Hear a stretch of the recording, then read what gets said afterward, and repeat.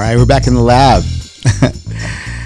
I am here with Lindsay Riley, formerly Chilson. Chilson. Chilson. No more Chilson. No more Chilson. My middle name is Chilson. I dropped Marie because everyone's middle name's Marie. Yeah, of Alliance Escrow. Yes. And it's funny because I was looking forward to this today because you have a somewhat of a unique position, and we were just talking about this before we kind of got started. Yes. So for those people that don't know, in the real estate industry, we have people that sell the business. Is an easy way to do it. Like, we see it in pharmaceutical companies where they have like the sales reps that go out and network with the doctors and try to get them to use whatever medical treatment device that they're selling, right? And in the real estate industry, rewind 10 years ago when everything kind of melted down, title companies specifically got their hands handcuffed because of the money that they were just splurging on, especially with networking with realtors and lenders. And they were like, nope, you can't even buy a cup of coffee now. Yeah. Right. Can't even open the door for them. Yeah. Right. It's a very unique situation. But one of the things that we saw transition within the real estate industry was the way that escrow grows its network. It was very different. Before, the majority of escrow companies were kind of in-house. They were inside of the title company. So if I was using First American, they had First American Escrow, and you would just kind of work with them together at that one time. And then after the crash kind of happened in 08, 9, 10, the boutique escrow started really opening up. And I guess before we kind of get started, the boring part. What is escrow? Oh my gosh. I don't even think anyone's asked me that in a really long time, Anthony. Right? We're the third party. Okay. We collect all the money. That's what I always tell. We collect the money and we save your money. It's in a safe spot with us at escrow. But we are a third party through title.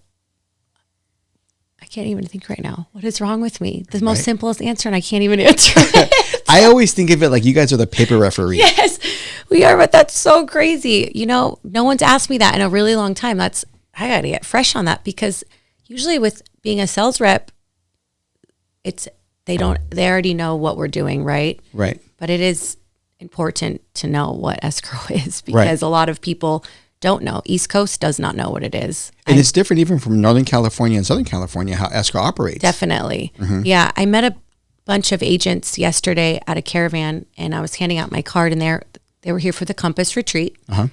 And they're like, what is this? What escrow? Like that. Yeah. And it was crazy. They use attorneys, she said, in the East Coast. But yeah, I thought they had no idea. Yeah.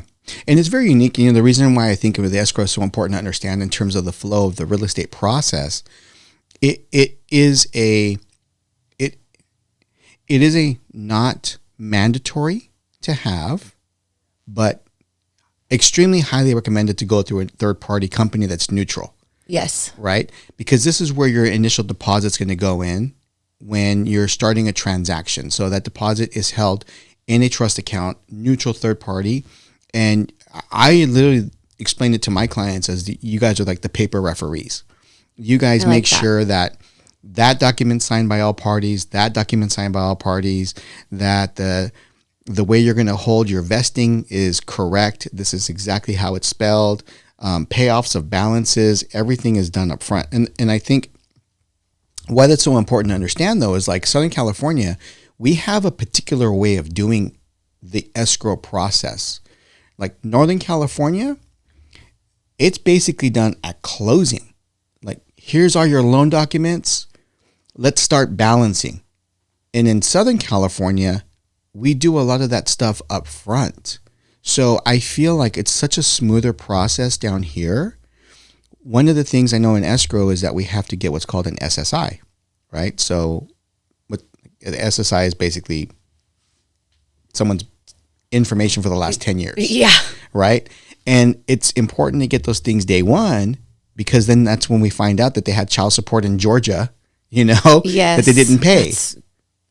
It's very important to have that. Yeah. and get that right off the go. I never understood how that's last in a process. Like that wouldn't make everyone is it, because sometimes that happened a couple times in my career for 10 years. It at the very end they found out something like from title, they pulled something, and that whole escrow process was just done. And it can literally blow the deal up. It blew it up, and it was so sad because this guy didn't even know he had this on his record. So I was like, oh man. So yeah, that is so important. And a lot of escrow officers, some of them don't have them sign that right away. Yeah. But that's mandatory at Alliance. Like you have to here. That's the first thing. And that's what I think is the biggest difference, is that the growth of having a boutique escrow company in itself provides a more detailed level of service. And as that kind of started to grow within the industry of having that boutique level of service, then the role of the salesperson within escrow grew.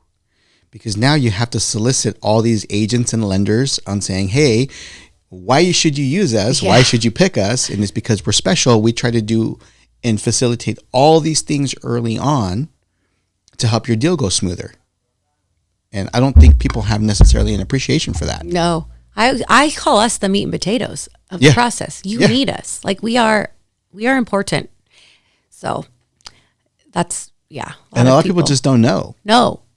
Yeah. A lot of agents. I'm like, you need us. Do you understand? First off, you need us. But second, there's a lot of us out there now. Yeah. Escrow reps, quite a bit. Yeah. Well, that's why I say, like, in the last 10 years, I really saw that grow, because I feel like when we were doing REOs and we were doing foreclosed properties 15 years ago, dude, it sucked, because those companies were just paper mills. They didn't care about the process. They didn't care about the client or the consumer. They didn't care about the lender or the realtor. They didn't care. Wow. We just kind of like went into this like paper mill. And then as we went along in the process, hey, can we get an update on these payoffs, or can we get, has these docs gone out to them to sign their SSI and information? Because that stuff can blow up. And there was just a huge need for it. Like it was just, and I think that's kind of where it materialized, was like after that, man, if we just provide a high level of service, people will want to work with us. That's crazy that back in the day, people just used escrow officers with no rep. Yeah. They were their own person. And they, and I think it was kind of hard for them because they're stuck behind the desk. Yeah. Did you ever see them at caravans? Like officers? Sometimes. Yeah. Sometimes every so often, maybe they would come out. Yeah. But they're usually behind the desk. Yeah. They really can't leave ever. Mm-hmm. And they're always grumpy. Yep. Still are. Yeah. Still are. But that's where your role comes in. Yes. Because you're like the massager in between in the relationship. And so what brought you into the escrow business to begin with? So I started as, I used to review appraisals back in the day. Mm-hmm. I was an underwriter for appraisals. Mm. That's when they were still getting mailed to us, and I remembered what agent smelled like what. They smelled, some of it smelled like cigarettes. It was so crazy, but real paper. I had real paper, and I learned a lot. 10 years I did that right after high school. I just did that. Wow. Okay. Yeah. It was very California boring. Overnight. Yes. All the time. That's old school. Oh, and then I don't even think people have staple, those things that the jaws of death? Jaws of death, like all that stuff on a regular office desk was being used back then. Yeah. But I'll never forget the smell of like... And the big staplers, the ones that staple like through the big... yes. Right? And they were thick. The appraisals were thick. It was crazy. I did that for 10 years, and then I got that was through the crash. So I was doing a lot of REOs. I was reviewing a lot of REOs all over the U.S. It was not just here in San Diego. They would all come to us. But so then after that, I got into the beer industry. I know. I loved it, to be honest. I worked for Mesa Distributing, and I sold beer. I mean, that was the best thing to sell, right? That was an easy sell. Yeah, yeah. Changing a Coors Light handle to a Miller Light handle, like that was incredible back then, because Miller Light wasn't that popular. Coors Light was. Not like Bud Light today. And Bud Light's just winning, But So I got to experience what easy sell was. 'Cause that's just easy. You were just servicing at that point. I was, and they said they said I don't think you should have any liquor store accounts. They're kind of rough, and I was like, well, give me a shot. Like, I'm not scared. And those became my big account, liquor stores. They called me boss lady, come over here. Like, I need more of this. I could handle it. I already had thick skin. They didn't bother me. It wasn't back then. He said if they said inappropriate things, there was no HR. Like, that wasn't like that back then. Yeah. So I just like, when you're in the field, it's different. It is. And like, who are you going to call to complain? Exactly. And it was hard for them to have, there's only two of us, two women. Cause they're like, when we're in our meetings, we kind of like say some wrong things. I just want you guys, I'm like, we're fine. You got to have thick skin. Yeah. I learned a lot working in like a very male dominated career. That was crazy. Then they got bought out. And they got rid of the two women first, of course. And I would have still have been there. It was that cool of a job. Yeah. Maybe I'd been an alcoholic. My life probably would have made it took a turn. Because you have to drink with people all the time. Sure. So after that, I kind of just tried to figure out what I wanted. Do I go back in real estate? And my dad passed away. That was awful. So I was like, I don't want to do anything. It was unexpectedly. And I saw an ad, just a random ad that an escrow company was hiring. And I had a meeting with Tim Garland, who I still know till this day. Yep. And that's really how it happened. And I started there. I had a radio show.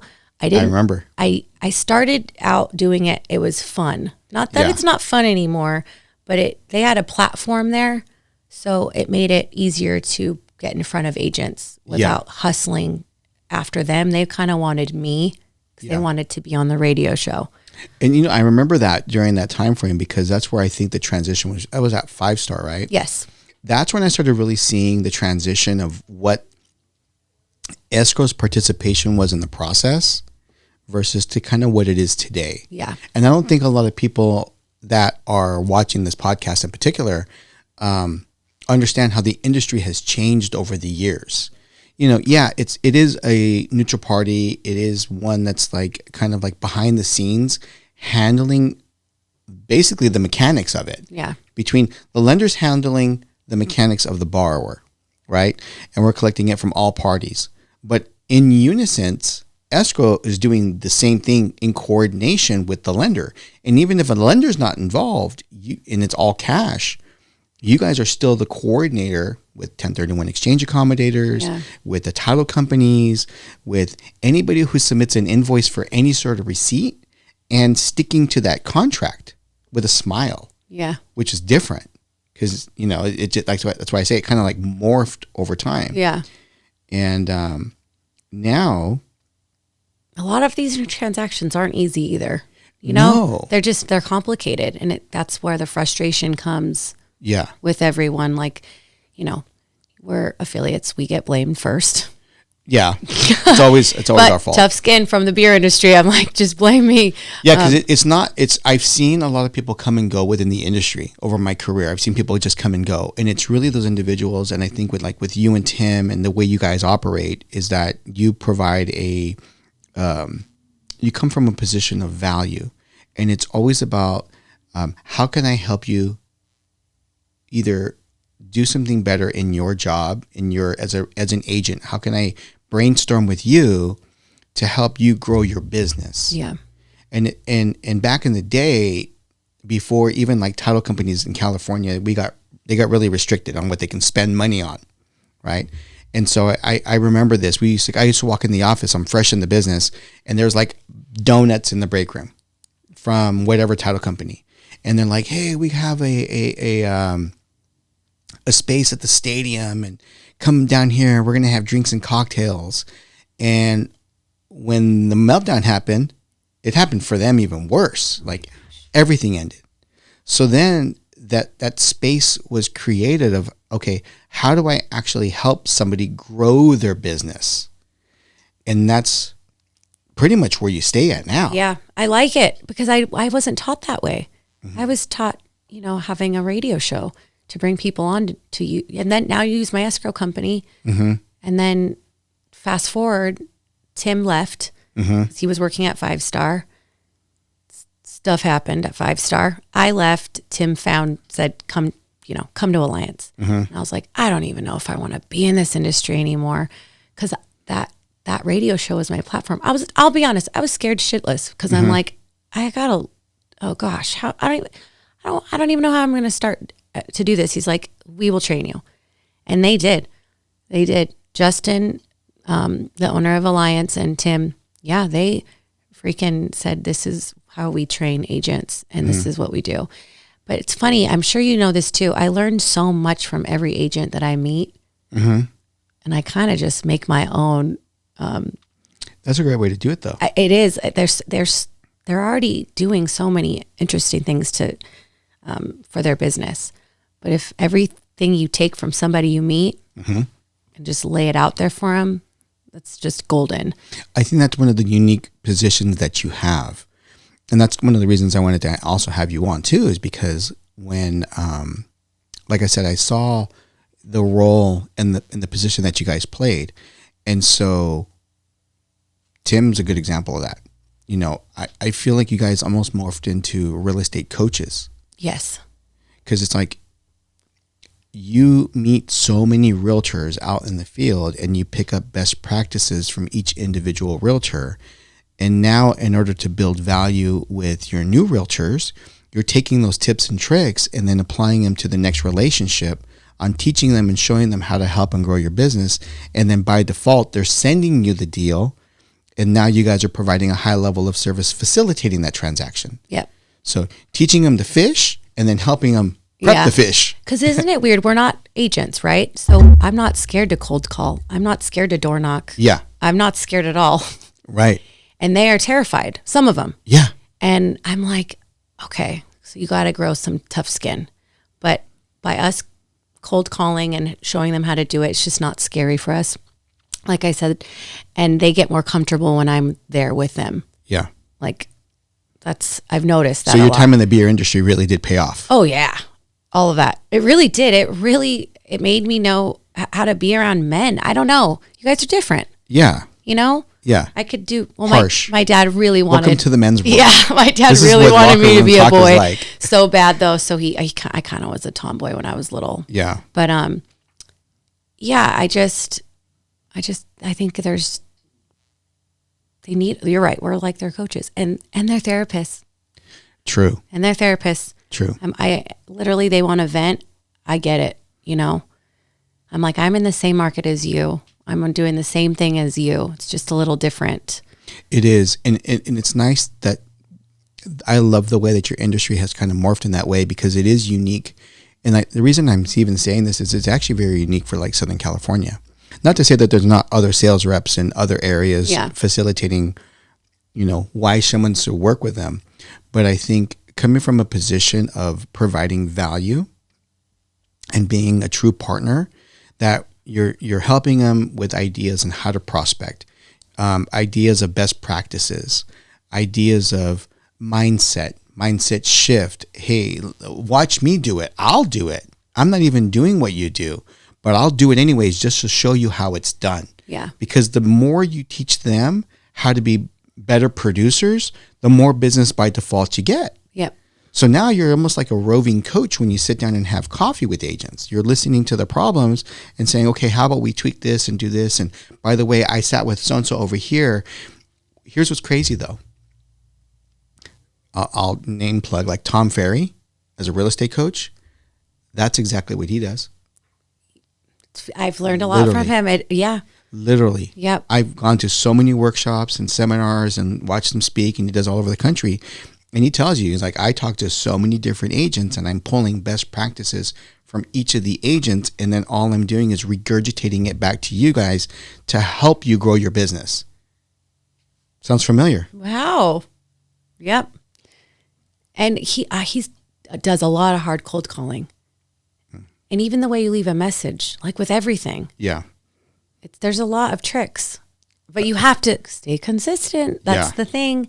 Some people do it once and they're like, oh, that's good. No, it's like going to the gym once, You can't. Just once and you're done. You're like, it didn't change. The needle didn't change on my scale. I will say, you know what I do right when I sit down with someone?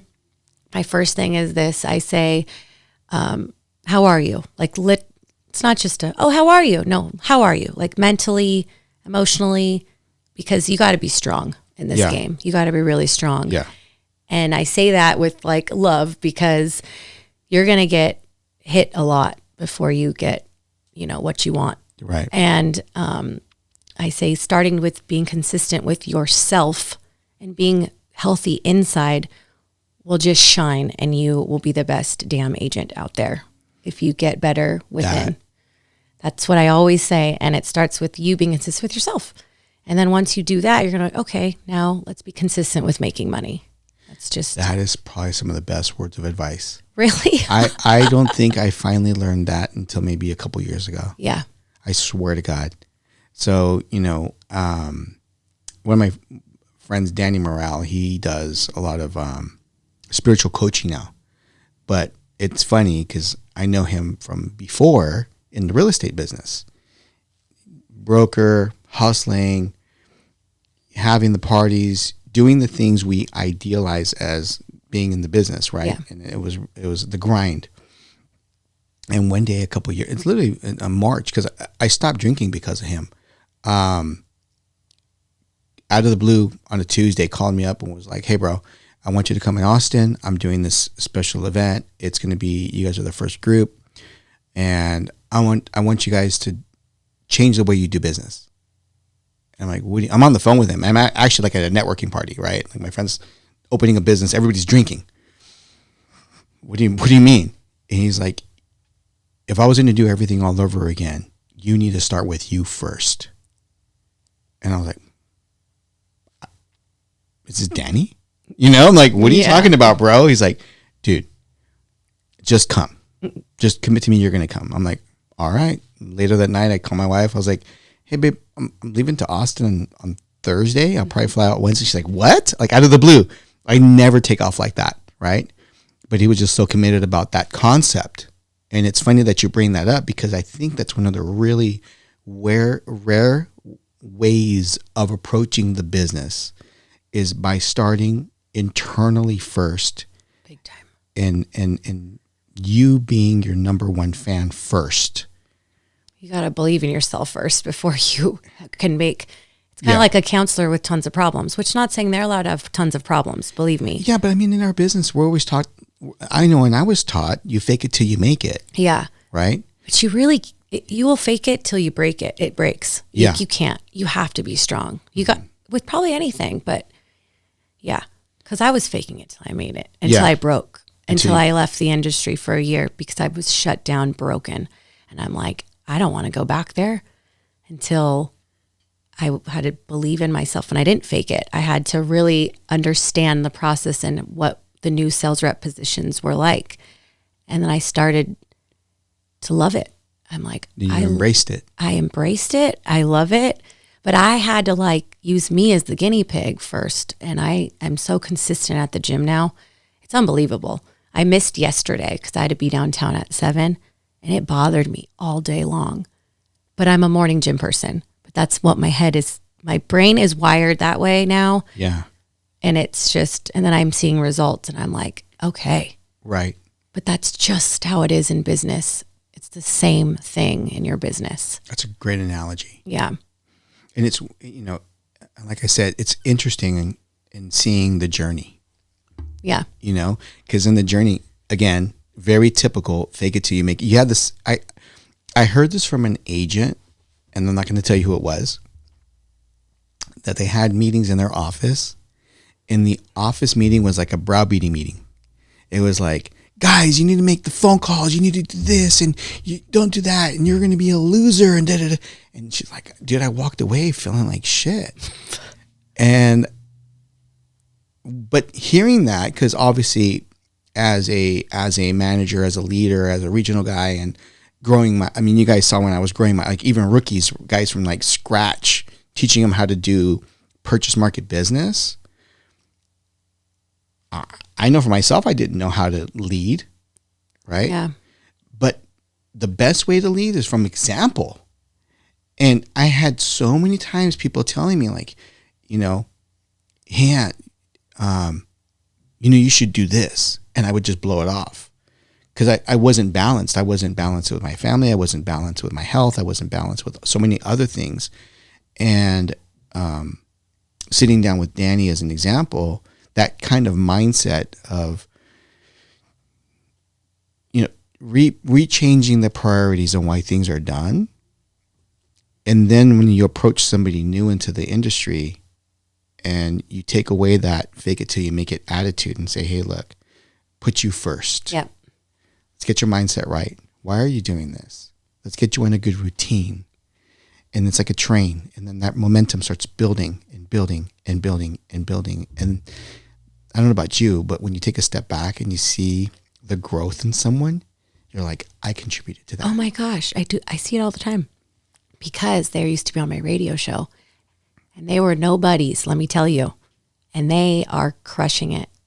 Most of them. Mm-hmm. It's this little radio show. And they were just so scared to be on it too. I remember terrified. They're like, their hands would shake. They'd move in their chair, twist, twist, twist, twist. And I'm like, oh my gosh, they're so nervous. And now they're doing reels. They're like real king and queens. They're so involved in Instagram. They are not scared. They grew, and it's amazing to see. So what would you say is like the first couple of key ingredients now that you've been able to build your business according to this model that you have now of providing value, of being like their coach and their kind of quasi mentor? Yeah. Right? What do you think is like the first main ingredient then that an agent really needs to overcome? So right now, the old school way is the best way, and that's door knocking and cold calling. It's getting comfortable with that. But you'll never get comfortable unless you just do it. You literally just have to do it. Just get your feet wet and do it. Mm-hmm. It was nerve-wracking in the beginning, but who are these people? You don't know them. Who cares if they hang up on you? Mm-hmm. I've gotten cussed at. I've been called every name in the book. Nobody's going to kill you. No one's going to kill me. They've threatened me before, and I'm just like, I'm sorry. You know what you do when they do that? It's because I kind of do a training on it. You send them a thank you card, and you write, I'm so sorry that you had a bad day. Mm-hmm. I'm so sorry to do that to you. They will call you back. If you put your business card, they'll either yell at you, but they're most of the time like, thank you. Sorry that I was in a bad mood that day. People are just in bad moods. I get it. I'm getting older. I am way more grumpy. I'm way more moody.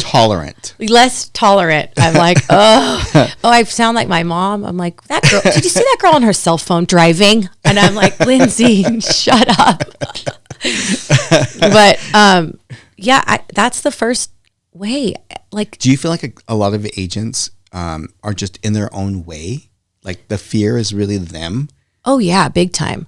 Because if you think about it, the things that are free, which is cold calling. With me, they're free. If any agents are listening, they're free with me.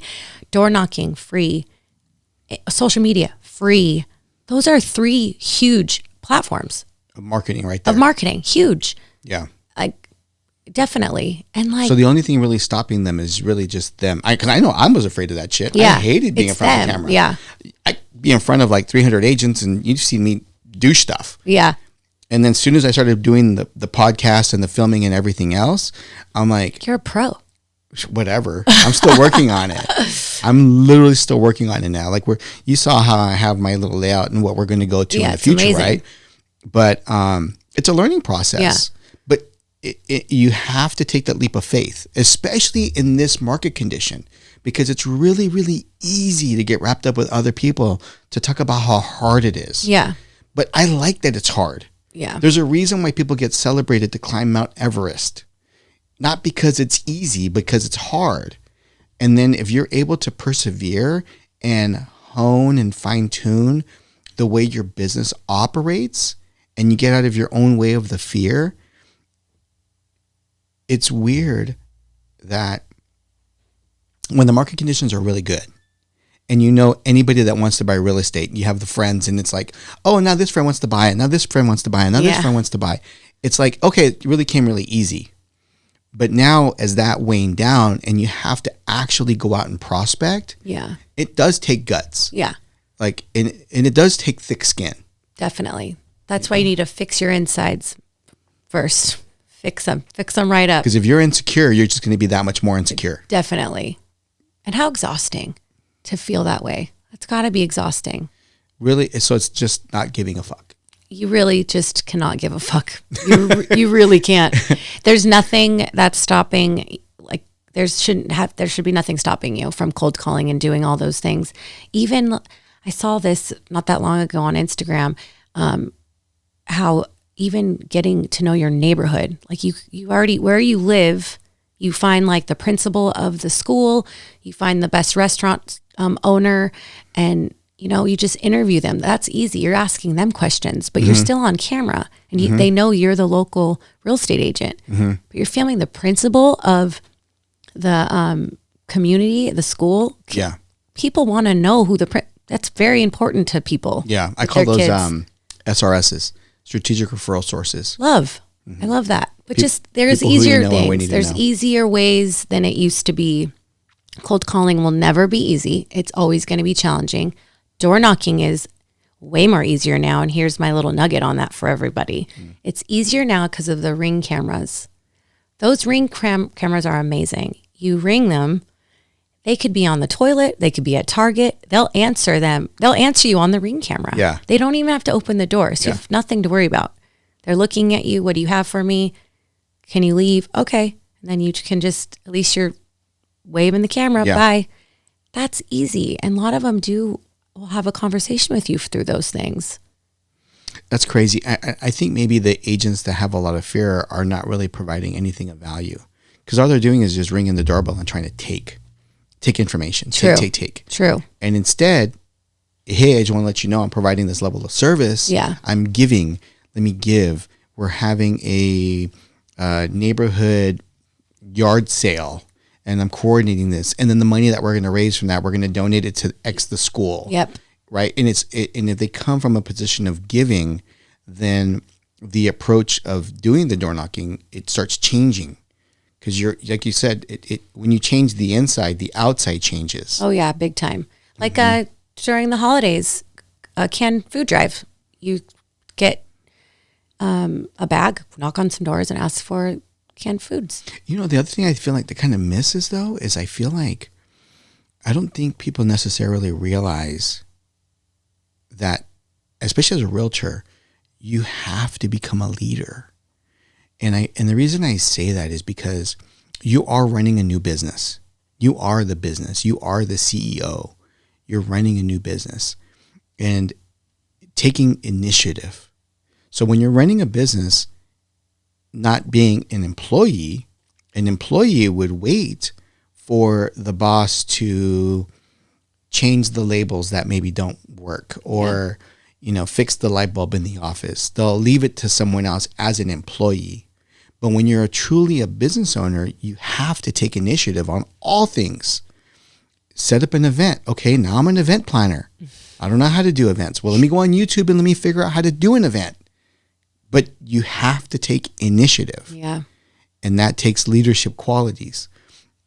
Especially now with this whole commission thing changing with realtors, it's not just a facilitator of transaction. You're leading someone through the process. They're actually hiring leadership. Hey, I don't know what to do.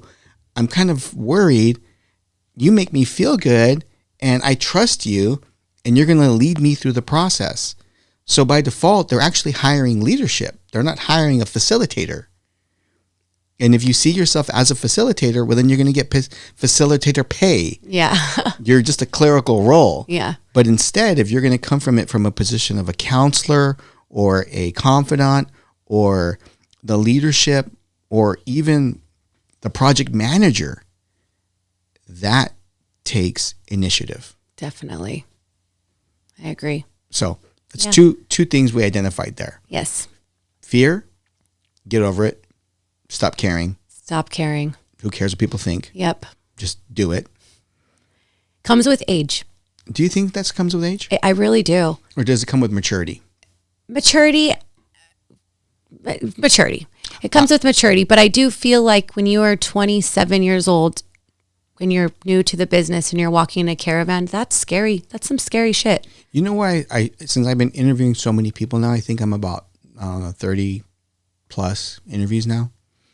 There's been like a reoccurring theme. I wrote it on my board. It's we learn from tragedy. Yeah. It's very, very true. Unfortunately, like it's literally like the reoccurring theme. Now, sometimes you fall up, right? Like, hey, I really worked really hard. I grew this business. Awesome. And you fell up. No problem.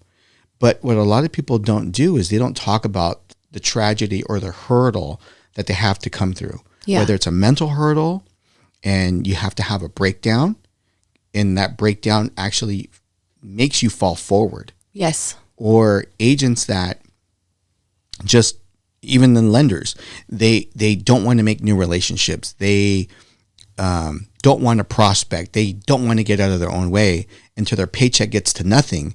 And they're like, shit, I better pick up the phone. Yeah. I gotta that's so much pain. I gotta call my sales rep. That's what they do. I gotta call my sales rep. I gotta talk to somebody. Yeah, you gotta talk to somebody. Yeah, that is true. Tragedy. You do learn a lot from it, you know? Yeah. And I think a lot of people don't talk about that either. They don't talk about it, but it's okay to be like, I was Lindsay Chilson. I broke down in 2017. I was dead to everyone because it broke me because I was not prepared or fixed. Mm-hmm. And it could do that if you don't ignore it, you know? Yeah. And it's okay to go through it. Yeah. It is okay. Yeah. Yeah, I've been there. I'm like, it's okay. And it sucks. Yeah. It's more of, there's more, the industry did break me down. There were people that can break you down in this industry. If you allow it to. If you allow it in, I let it. If you give power to it. I let it. I gave them everything. And, you know, I was just the young girl to them. Oh, she's just young and new in the industry. If you're listening to this and you're young and doing this, you don't ever think that way because you're valuable no matter what. But yeah, it was just kind of like the newer reps were coming in and we were a lot younger, you know, didn't really know what we're doing. Kind of like, yeah, I'll buy you lunch, you know. You guys were relatively new coming into the industry. Like, look at my job. I get to eat lunch all day with agents and I get to hear their story. And then, you know, I set some rules though. I'm like, no meetings after 5 p.m. Like you have to set boundaries. It's very important to set boundaries. Right. Because it's easy to get caught up in, you know, the mixers and the drinking and it is. It's so easy. If you don't know what your true purpose is really there. Exactly. If you're just there just to be like the face of a company and that's all you think of it as, you're going to get treated as that. That's so funny that you said that because at 5 Star, that's what the owners used to say. You're the face. And that's how I was trained. I was just the face. And when I went through my little 2016 crisis meltdown, my own crash, the Lindsay crash. Yeah. I thought about that. That's crazy that you just said that. I was like, that is the worst thing to ever say to someone, like that they're the face of something. They didn't know. That's what I'm saying. Like even for leadership, like coming in with a browbeating mentality. Yeah. You have to lead from the front. Yeah. So one of the things that I started to do, because, well, first thing was I had to ask myself when I became in a leadership role was if knowing what I know today, what I've learned today, what would I have done different? And the first thing that I would have done different was I would have done ride-alongs. And that's what I started doing. Huh. So I said, hey, new loan officer, you're going to go with me to go meet with this broker, and we are going to drill down on how to help him get more business. Because by default, if I help him get more business, we get more business. And a couple different things. In that part of the process, they have to like and trust us. Okay? They have to like and trust us. It's super important. But above and beyond that, we also have to recognize that our competition offers the exact same shit. Yes. They all do loans. Some people have better rates. But they're going to have our clients work with us because they're betting our paycheck on us to deliver. Right? But you see now, this is a different conversation that I'm having with somebody who's new, because I didn't want to teach them of the fake it till you make it. I know, because I was there. Yeah. And then you come up with the imposter syndrome. I remember getting my first like 3 suits for like $900 at the Men's Warehouse, right?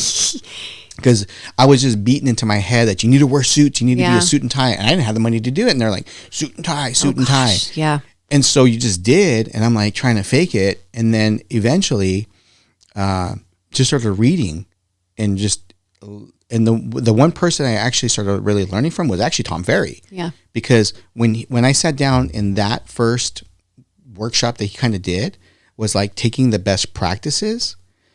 Oh, wait a minute. Because now when I'm sitting with an agent and I'm asking them like how they're growing their business and what things are working, what things are not working, the next conversation I had was literally leveraging what they were just saying, right? And so with my loan officer, when we went out and met with the broker and he's telling us what his dilemmas are, he's like, hey, I'm looking to try to grow my office. I need more agents in my office. What do you think you guys can do? You guys come across agents all the time. Can you refer me their names and numbers?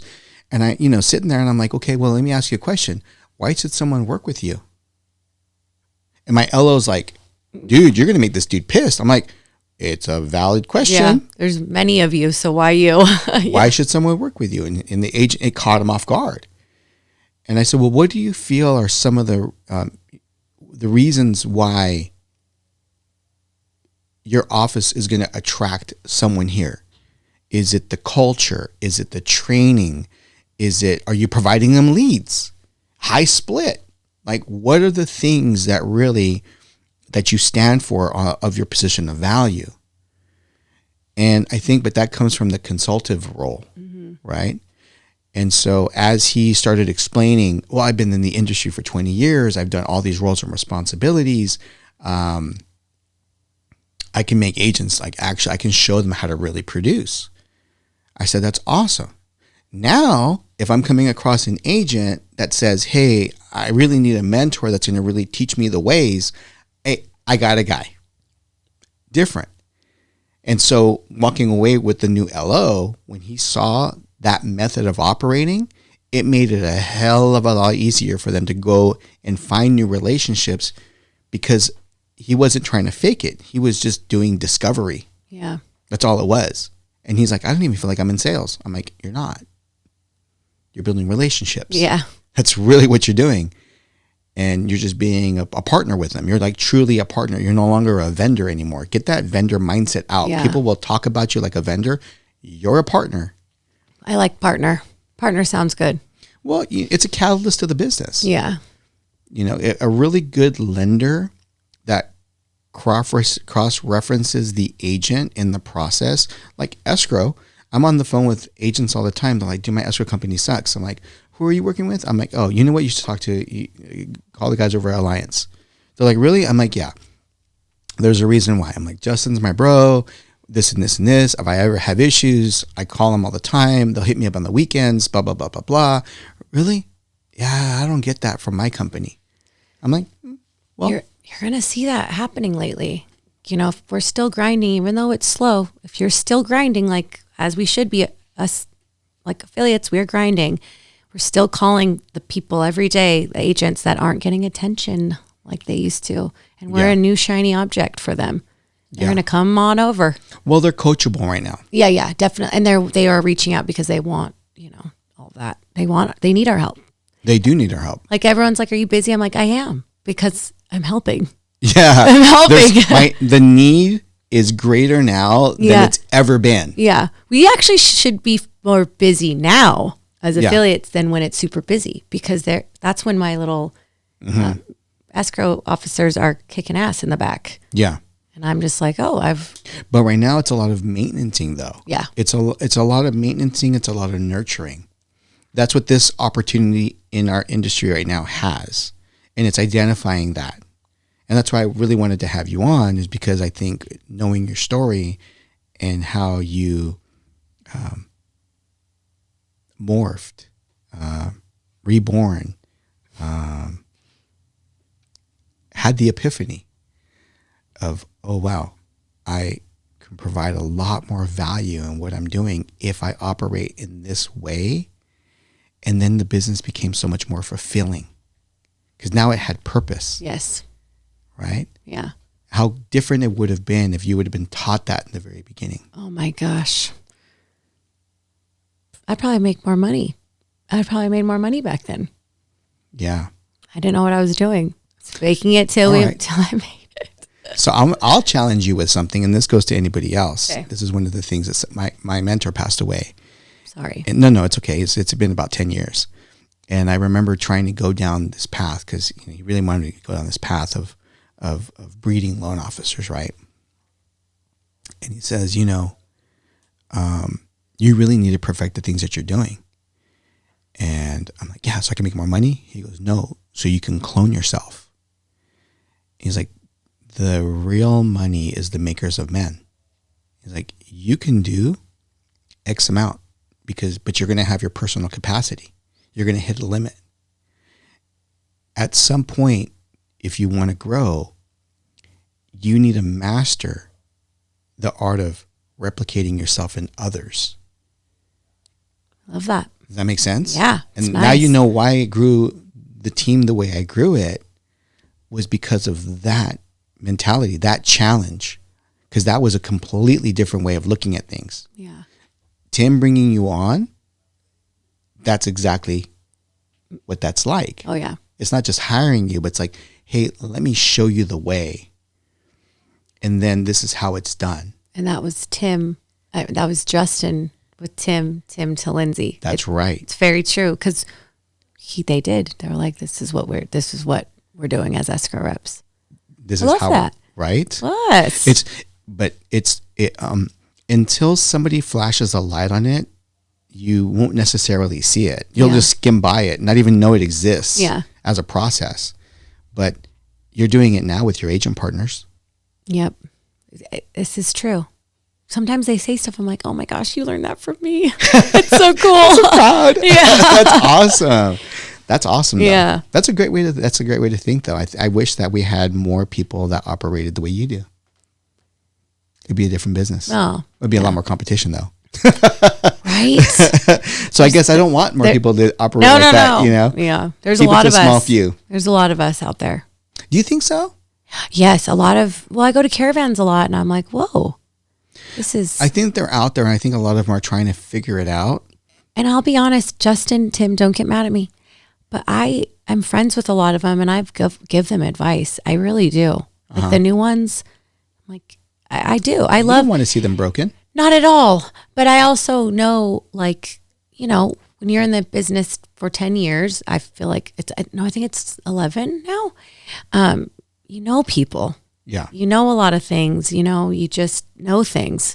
And it's good that we all stick together out there as us affiliates because, we're all doing the same thing. Have you ever thought of putting together like a mastermind group? I really wanted to do that, like for the old school way. Mm-hmm. Old school way, the best way, I wanted to call it. That's funny you said that. Yeah. Because, you can technically grab people from throughout the county. They're not necessarily overlapping like certain territories. Yeah. Because your area of influence is probably concentrated around certain market areas. Yeah. And there's people that are in different market areas that may be operating in that way, but they may not be doing it by design. Yeah. You know what I mean? And it's like, hey, what are your agents doing and what are you doing in your market area to help coach them to become better agents? Yeah. And then what kind of activities are you putting together in order to maximize those activities, those events, right? Yes. And then there's enough business to go around where you can start cross-pollinating some of those best practices. Just a thought. It's crazy. I had a couple clients in LA and they're Douglas Elliman and I sat down with them and I told them what I did. They're like, what? We don't have anything like that here. Like reps don't. They bring us like cookies. Right. I'm like, no. There's more. So it's good to be reaching out on that side too. I don't always need to be there, Yeah. Zoom is great. We all love Zoom. Yeah. So. Yeah, but I think that's what I was saying before. I remember walking into the office and have like the donuts from the title and beef sticks on my desk, just random beef sticks or some tickets to a Padre game. Yeah. And it was just like, it felt artificial to me coming into this industry, because I was never part of the industry when I first started, right? I was new to it. So I was like, well, this is kind of weird. Yeah. I'm going to get tickets for like, the horse races. All right. Yeah. This is how it's going to be. And free drinks. Chad, okay. Yeah. But afterwards, having that questioning of what am I doing to provide value, and what am I doing to help my partners grow, and how do I do that? It's really ironic that I work with you guys and Tim and Justin, because I think people that have that same mental philosophy also gravitate to that. Because I noticed the same thing with the agents that Tim works with. They operate like that with their clients as well. So yeah. anyhow, Nice. Yeah. that's awesome. Yeah. So thank you for sharing that today. Of course. Thank you for having me. It's really cool in here. If you haven't seen the lab, it's really cool. That's awesome. Appreciate that. Thanks. But I think some people out there will, if they're in the industry of real estate and having the philosophy that you just shared, can change the trajectory of their career just from that mindset shift. Yep. Takes work. Thank you for that. Of course. All right, we're out.